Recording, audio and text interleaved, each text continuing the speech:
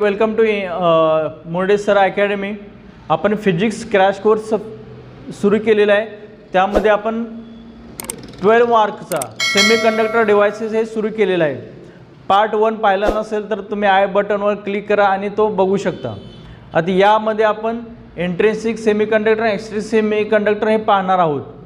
अजूनही तुम्ही या चॅनलला सबस्क्राईब केलं असेल तर सबस्क्राईब करा आणि हा व्हिडिओ मॅक्झिमम मुलांपर्यंत पोचवा की जेणेकरून जे सेमीकंडक्टर आहे हे आपल्याला खूप सोप्या पद्धतीने कसं शिकायला मिळेल ते तुम्हाला या व्हिडिओमध्ये पाहायला मिळेल. ओके, टू बी तर हे दोन टाईप आहेत, इंट्रिन्सिक आणि एक्सट्रिन्सिक. इंट्रिन्सिकचं काय आहे की प्युअर सेमीकंडक्टर. प्युअर सेमीकंडक्टर म्हणजे यात हा प्युअर आहे, म्हणजे याच्यात कोणताही डोपिंग केलेलं नाही. आणि एक्सट्रिन्सिक म्हणजे काय, इम्प्युअर, ह्याला डोप्ड सुद्धा म्हणतात. म्हणजे याच्यामध्ये आपण दुसऱ्या इम्प्युरिटीज ॲड करतो. मग इंट्रिन्सिक आणि एक्सट्रिन्सिक ह्यातला चांगला कोणता? एक्सट्रिन्सिक प्युअर आहे पण त्याची कंडक्टिव्हिटी कमी आहे. आपल्याला काय करायचं, सेमीकंडक्टरमध्ये कंडक्टिव्हिटी वाढवायची आहे. त्यामुळं आपण हे डोप्ड म्हणजे त्यात पेंटाव्हॅलंट आणि ट्रायव्हॅलंट इम्प्युरिटीज ॲड करतोय. आता पेंटाव्हॅलंट इम्प्युरिटीज कोणत्या? पेंटाव्हॅलंट कशाला म्हणायचं? ज्याच्या व्हॅलन्स सेलमध्ये 5 इलेक्ट्रॉन्स आहेत. 5. आता त्या पेंटाव्हॅलंटमध्ये काय आहे की फॉस्फरस, त्यानंतर काय असते, आर्सेनिक AS आणि अँटीमनी SB. एकतर पेंटाव्हॅलंट इम्प्युरिटीज ॲड करतात किंवा ट्रायव्हॅलंट. ट्रायव्हॅलंट म्हणजे काय?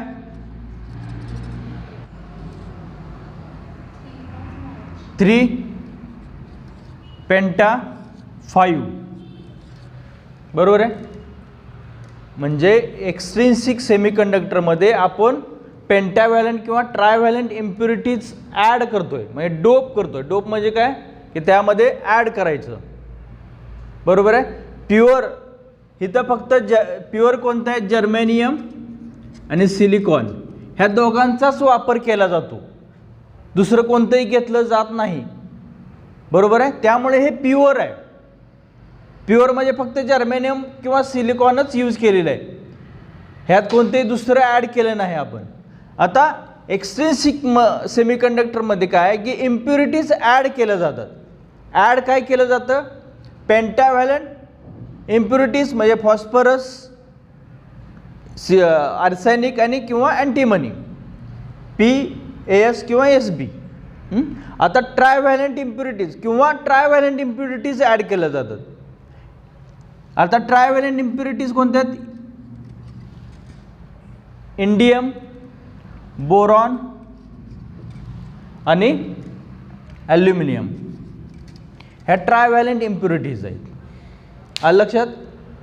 म्हणजे आणि या कोणती इम्प्युरिटीज ॲड करतोय त्याच्यावरनं हे जे 2 टाईप पडलेले आहेत, P टाईप आणि N टाईप. ठीक आहे.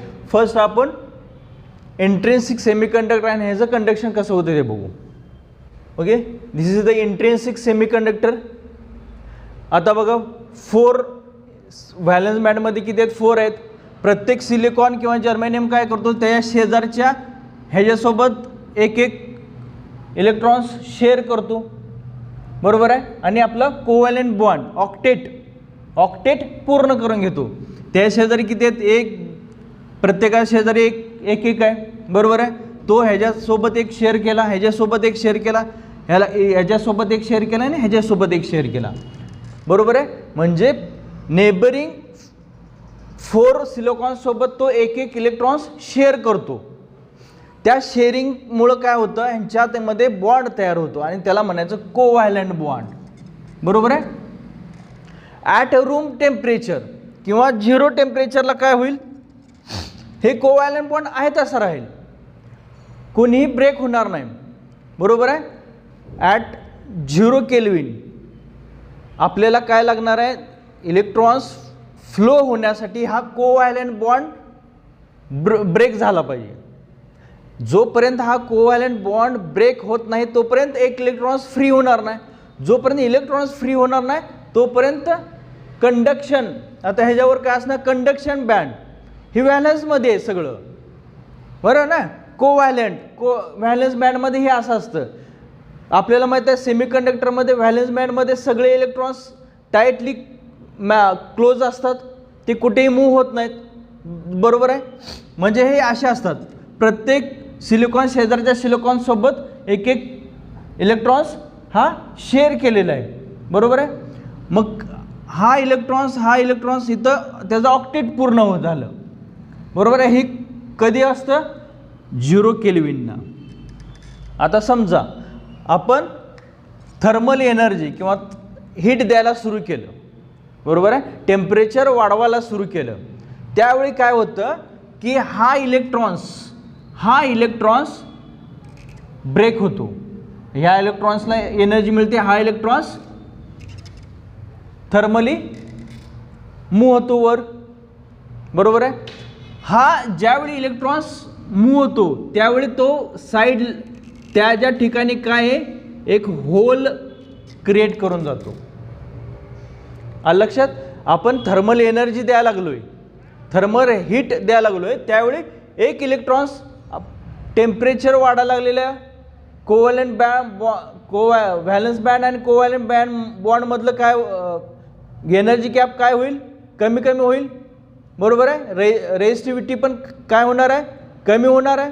त्यामुळं कमी झालं का इलेक्ट्रॉन्सला एनर्जी मिळणार आहे, इलेक्ट्रॉन्स काय होईल, कंडक्शन बँडमध्ये मूव्ह होईल, बरोबर आहे. म्हणजे कंडक्शन बँडमध्ये ज्यावेळी इथला इलेक्ट्रॉन्स मूव्ह होईल, जाताना काय करेल तो, एक जागा, म्हणजे याला होल म्हणतात. इलेक्ट्रॉन्सवर काय चार्ज असतो, निगेटिव्ह, पण ज्यावेळी तो मूव्ह होतो त्यावेळी त्या ठिकाणी एक पॉझिटिव्ह चार्ज सोडून जातो आणि त्या पॉझिटिव्ह चार्जला काय म्हणतात की होल, एक HOLE होल तयार होतं. आलं लक्षात.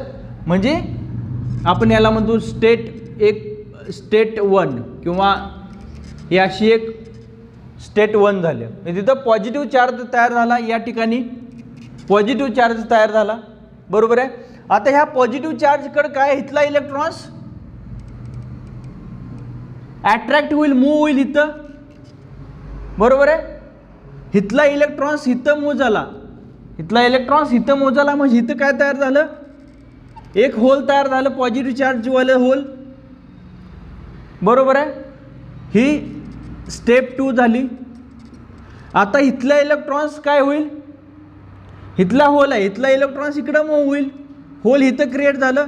मग असं म्हणजे प्रत्येक इलेक्ट्रॉन्स मूव्ह व्हायला लागलं का त्या पाठीमागे एक होल, म्हणजे पॉझिटिव्ह चार्ज, त्याला आपण होल म्हणतोय, होल क्रिएट होतं आणि या पद्धतीनं कंडक्शन सुरू होतं. आलं लक्षात. इंट्रिन्सिकमध्ये काय आहे की प्युअर आहे, ह्याच्यामध्ये फक्त आपण सिलिकॉन यूज केलेलं आहे. ॲट रूम टेम्परेचर इलेक्ट्रॉन्स काय असतात, कोव्हॅलेंट बॉन्डमध्येच असतात, ते मूव्ह होत नाहीत, बरोबर आहे. थंडी खूप पडले, कोण घराबाहेरच निघणार नाही, रूममध्येच बसणार, म्हणजे असं हे इलेक्ट्रॉनचं असतं. टेम्परेचर 0 आहे, ह्याला इलेक्ट्रॉन्सला थंडी वाजली, ते अजिबात बाहेर पडणार नाही. कधी बाहेर पडतील, ज्यावेळी ह्यांना हीट देऊ किंवा टेम्परेचर वाढवा लागलो, म्हणजे काय होईल, म्हणजे इथलं इलेक्ट्रॉन्स मूव्ह होईल, म्हणजे काय होईल की टेम्परेचर इन्क्रीज करतोय. काल मी सांगितलं होतं टेम्परेचर इन्क्रीज करतोय, रेझिस्टिव्हिटी सेमीकंडक्टरमध्ये डिक्रीज होत जाईल. रेझिस्टिव्हिटी डिक्रीज झाली म्हणजे काय, कंडक्टिव्हिटी वाढली, बरोबर आहे. म्हणजे इथलं इलेक्ट्रॉन्स कंडक्शन बँडमध्ये जाईल, इथं जाताना एक होल तयार करून जाईल. आलं लक्षात. एक होल तयार झालं, एक इलेक्ट्रॉन्स गेला, एक होल तयार झालं. बघा ह्याच्यावर अजून एक क्वेश्चन असतो, एक इलेक्ट्रॉन्स गेला त्या पाठीमागं काय झालं, एक होल तयार झालं. 2 इलेक्ट्रॉन्स गेले, किती होल तयार होतील? एक होल गेला, एक इलेक्ट्रॉनचा एक होल तयार झालं. 2 इलेक्ट्रॉन्स गेले, 2 होल तयार होतील. 3 इलेक्ट्रॉन्स गेले, 3 होल होतील. 4 गेले, 1000 गेले तर 1000 होल तयार होतील. याचा अर्थ काय? In intrinsic semiconductor number of electrons is equal to number of hole. हा फॉर्म्युला लक्षात ठेवायचा. In intrinsic semiconductor number of electrons is equal to number of hole. हा एच आहे. आलं लक्षात? Is equal to N I म्हणजे काय? Intrinsic carrier concentration. Carrier म्हणजे काय? हे कॅरी करणे, बरोबर आहे. हा इलेक्ट्रॉन्स गेला, कॅरी झालं, तिकडं होल तयार झालं, म्हणजे number of electrons is equal to number of holes is equal to intrinsic I, carrier concentration तयार झालं.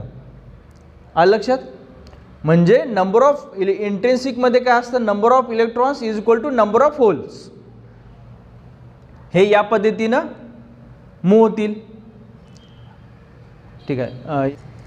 या सेमीकंडक्टरला आपण पोटेन्शियल दिले, बॅटरी दिली, म्हणजे टेम्परेचर इन्क्रीज करायला लागलं. इथं पॉझिटिव्ह आहे, इथं निगेटिव्ह आहे, म्हणजे डायरेक्शन ऑफ इलेक्ट्रिक फील्ड काय असणार आहे? या डायरेक्शननं, पॉझिटिव्ह टू निगेटिव्ह. तो कोणता युनिट तुमचा? करंट इलेक्ट्रिसिटी ना. हां, त्यामध्ये हे तुम्हाला हे डायरेक्शन वगैरे सांगितलं असेल. ठीक आहे. पॉझिटिव्ह निगेटिव्ह म्हणजे करंट इलेक्ट्रिक फील्ड या डायरेक्शननं. आता बघा, हे जे आहेत ना ते इलेक्ट्रॉन्स आहेत, ते ई आहे, आणि हे होल आहेत. आणि होल इलेक्ट्रॉन्सला सगळ्यात जास्त फोर्स कोणत्या बाजूने लागला आहे? या बाजूने, पॉझिटिव्ह या बाजूने. आणि होल्सला फोर्स कुठून लागायला लागला आहे? या बाजूने. म्हणजे इलेक्ट्रॉन्स या इकडं फ्लो होणार आणि होल्स इकडं फ्लो होणार. आणि हा जो काय करंट आहे तो direction of current is always opposite of electrons. यात काय लक्षात ठेवायचं? डायरेक्शन इलेक्ट्रॉनची या दिशेने आहे, इकडून असं चाललं आहे, पण करंटची डायरेक्शन काय आहे? ती त्याच्या अपोजिट या डायरेक्शननं. लक्षात? मग in intrinsic semiconductor I is equal to, ह्यात काय आहे की नंबर ऑफ इलेक्ट्रॉन्स पण आहेत, नंबर ऑफ होल्स पण आहेत. इलेक्ट्रॉन्स इकडे चालले तर होल इकडे जाणार आहेत.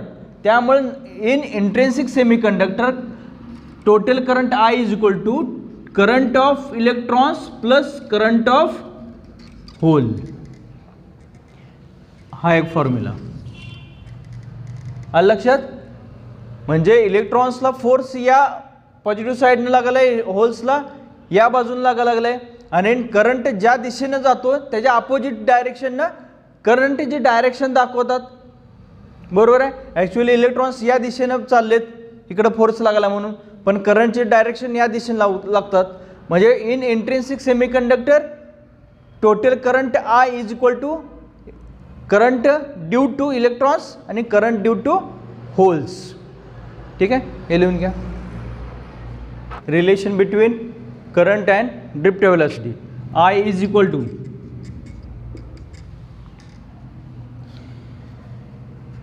तुमच्या करंट इलेक्ट्रिसिटीमध्ये N E A V D.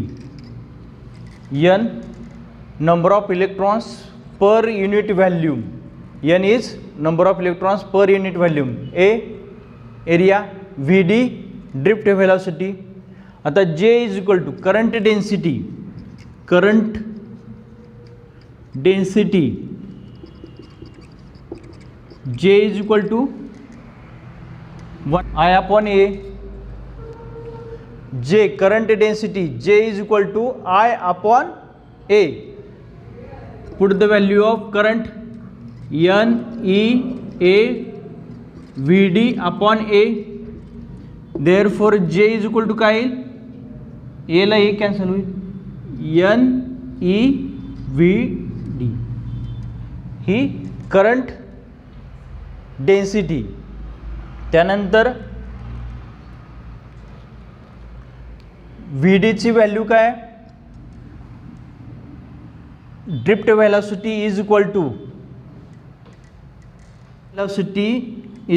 To mu into E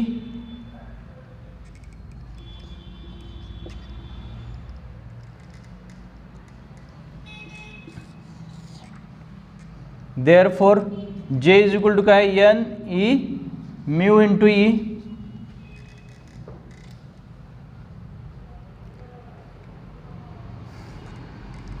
therefore याला काय म्हणायचं,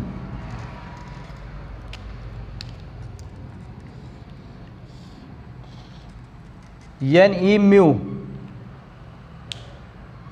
मीन्स कंडक्टिविटी सिग्मा. जर sigma is equal to NE mu असेल तर रेझिस्टिव्हिटी काय असणार आहे, 1 upon conductivity sigma is equal to 1 upon rho असतो. बरोबर आहे, हे माहीत आहे आपल्याला. मग sigma is equal to NE mu असेल तर rho is equal to 1 upon NE